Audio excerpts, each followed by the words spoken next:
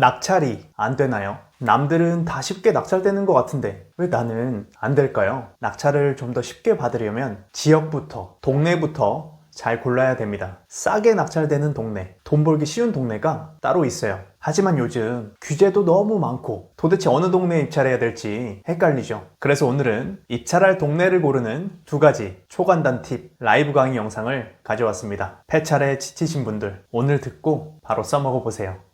일단 첫 번째 팁, 어느 동네를 입찰할 건지 고르는 법을 설명드릴게요. 요거는 내가 실거주 하실 때든 투자할 때든 유용하게 사용하실 수 있을 거예요. 일단 기본적으로 내가 실거주 한다고 치면 제가 수원에 산다고 해볼게요. 그럼 이제 수원에도 동네가 많잖아요. 4가지 구가 있죠. 그러면 어느 동네가 더 싸게 낙찰되는지 비교를 한번 해보셔야 돼요. 이제 경매 사이트 들어가시면 이렇게 경매 검색하는 칸이 다 있겠죠. 여기서 여러 조건들을 선택해서 우리가 검색하는데 내가 만약에 실거주자라면 이제 원하는 기본적인 조건들이 있을 거예요. 수원시 선택하고 아파트를 원한다면 아파트, 그리고 이제 유찰을 3번 된 것까지. 왜냐면 너무 많이 유찰된 건 이제 좀 정상적인 아닌 뭔가 권리상 하자가 있거나 이런 것들이 많기 때문에 3번으로 선택해 놓고 내가 원하는 아파트 가격대, 예를 들어 제가 3억에서 5억이라고 해볼게요. 그리고 이제 여기 진행 상태 보시면 중요한 게 이게 기본적으로 현재 내가 입찰할 수 있는 물건들을 검색할 수 있게 해놨거든요. 근데 이렇게 매각 전부로 바꿔놓으시면 이미 낙찰된 것들도 검색할 수 있어요. 제가 영상에서도 종종 말씀드리고 수강생분들한테도 자주 말씀드리는데 이 매각된 거, 이미 낙찰된 걸 많이 보라고, 이거를 보고 참고하면 돼요. 그 다음에 내가 또 추가로 원하는 집의 조건이 있다면 그런 거 적어 놓으시면 돼요.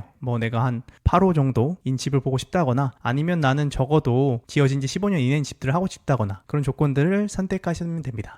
그렇게 선택을 해놓고 검색을 하는 거예요. 동네별로. 수원 같은 경우에 이렇게 4개의 구가 있거든요. 권선구, 영통구, 장안구, 팔달구. 지금 제가 앞에서 감정가 3억에서 5억 정도인 아파트가 얼마에 낙찰되고 있는지 검색을 해본 거예요. 그래서 이 중에서 최근에 낙찰된 20개를 보고 이 중에서 이제 몇 개나 싸게 낙찰되고 있는지요.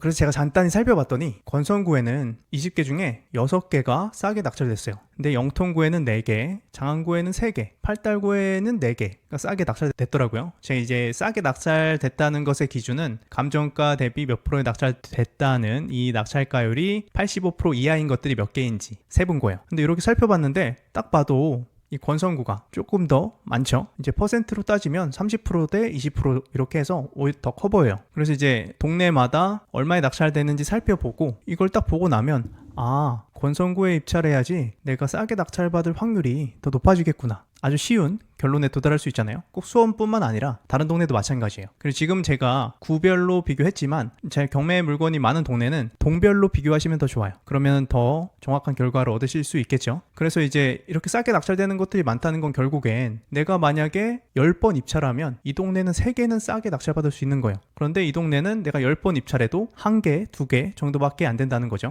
어차피 경매라는 게 내가 싸게 낙찰될 걸 고르는 능력도 있지만 결국 운도 있기 때문에 운을 더 많이 얻을 수 있는 동네를 가시는 게 좋겠죠. 입찰자가 적은. 그래서 내가 실거주를 할 거다. 그러면 특히나 이런 것들 보셔야 되고, 내가 투자를 할 때도 마찬가지예요. 이렇게 구도 비교하지만 내가 만약에 서울 지역, 경기도 지역, 인천 지역, 어느 지역을 할지 모르겠다면 그런 지역들을 이런 식으로 비교해 나가는 거예요. 그리고 이렇게 비교를 하다 보면 내가 어디에 입찰할지가 조금 감이 오실 거예요.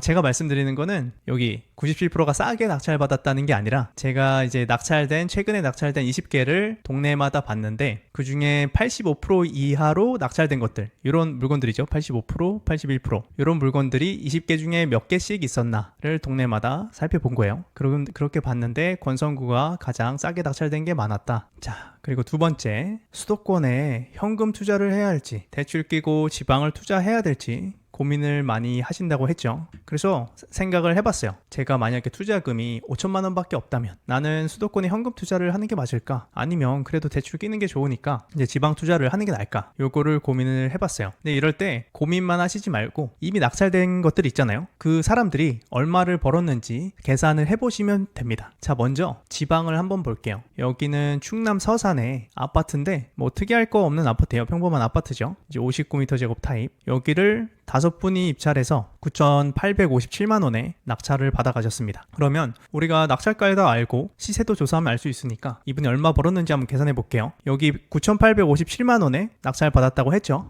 그래서 제가 그 금액을 여기 낙찰가에 입력을 해놨어요. 그리고 여기 시세조사를 간단히 해봤어요. 실거래가랑 현재 나온 매물들의 호가를 좀 살펴보니까 여기 한 1억 2천 정도면 매도가 되겠네. 이 근처에서 매도가 될 것 같았어요. 그럼 이제 매도가에 그 금액을 입력하면 되겠죠. 그리고 이분이 들어간 비용도 대략적으로 우리가 알 수 있어요. 뭐 법무비는 뭐 80에서 100 정도 들으셨겠죠. 뭐 명도비도 평당 10만 원 정도 하면 180 정도 들으셨을 테고, 그리고 수리비도 이제 1억 2천 정도에 팔려면 한 1,000만 원 정도는 수리를 해야 될 걸로 보였어요. 여기서 조금 차이는 날 수 있겠지만 이 연절이실 거예요. 그럼 이렇게 계산을 해보니까 내가 이렇게 했을 때 대출을 7,200 받으면 현금이 4,186만 원이 들어가는데 이제 세금 다 떼고 세후 수익이 448만 원이 나오더라고요. 생각보다 많지 않죠? 제가 왜 지방보다 수도권을 자꾸 보라고 말씀드리는 이유 중에 하나가 이런 것들이에요. 아무래도 수도권의 대출이나 이런 규제들 때문에 입찰자들이 많이 제한되다 보니까 그 투자자들이 지방으로 많이 좀 몰렸어요. 그래서 이제 전보다 입찰자가 조금 더 많다. 그래서 이제 아무래도 싸게 낙찰받기가 조금 더 난이도가 생겼다고 보면 되겠죠.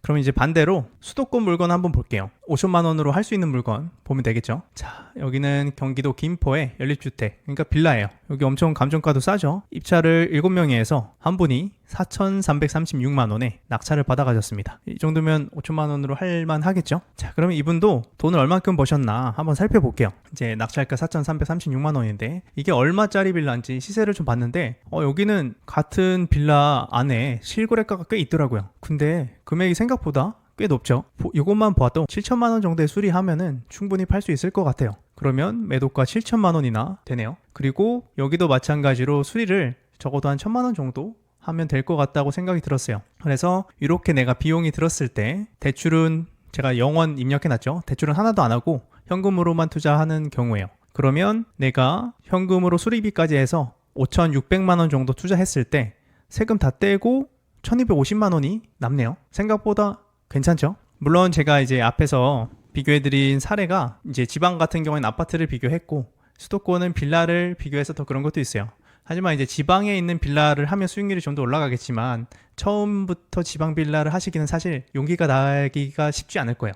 왜냐면 이제 수도권 빌라도 조금 이제 처음에는 두려움이 있잖아요. 그래서 앞에서 분석한 거를 이렇게 비교를 해보는 겁니다. 내가 수도권에는 100% 현금으로 투자했을 때 5,600 투자해서 1,200 정도 수익이 있었으니까 22% 정도 수익률이 나오거든요. 여기도 나오죠. 그런데 지방은 내가 대출을 73%나 받았지만 투자금은 좀 줄었지만 수익률이 10% 정도밖에 안 나왔어요. 물론 이게 제가 좀 안 된 케이스랑 좀 잘 된 케이스를 비교해서 더 차이가 심한 것도 있겠지만 이제 대체적으로 꼭 내가 대출이 없다고 해서 수익률이 꼭 낮은 물건만 있는 건 아닙니다. 그래서 이제 수도권에서 경쟁이 좀 적을 만한 물건 찾아서 하는 것도 나쁘지 않다는 걸 보여드리려고 이렇게 했고, 그리고 우리가 신용대출도 있다고 했죠.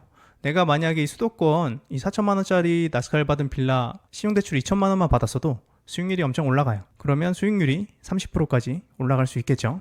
여러분들 중에서도 이제 수도권이랑 지방이랑 어디를 투자해야 될지 아니면 다른 고민들이 있는 분들이 계실 거예요. 근데 이런 고민을 하실 때 그냥 앉아서 고민만 하시기보다는 오늘 제가 한 것처럼 지금 낙찰받아가는 사람들이 어디가 더 돈을 벌고 있나 찾아보시면 답이 보입니다. 몇 개만 찾아보셔도 이쪽으로 가는 게 내가 더 수익을 내기가 쉽겠구나 이제 결론이 나실 겁니다.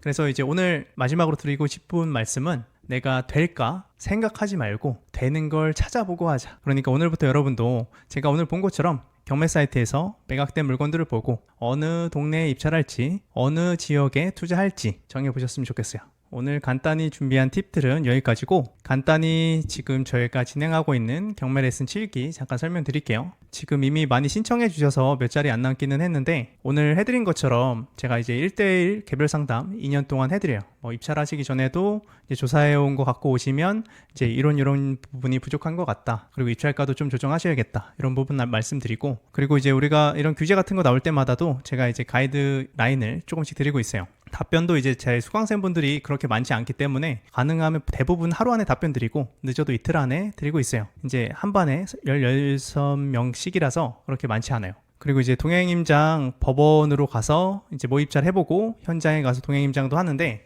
이날도 일부러 이제 사람을 좀 작게 하려고 하루에 8명씩만 해서 이제 소규모로 해서 하고 있으니까 많이 관심 가져주셨으면 좋겠고, 이제 마지막 주에는 제가 물건 추천도 드리고 있어요. 그리고 이제 오프라인 강의를 듣더라도 복습하실 수 있게 온라인 강의도 별도로 제공하고, 이제 탱크 옥션원도 이게 하니까 관심 있으신 분들은 영상 설명란 밑에 신청하는 링크 있으니까 살펴보셨으면 좋겠어요.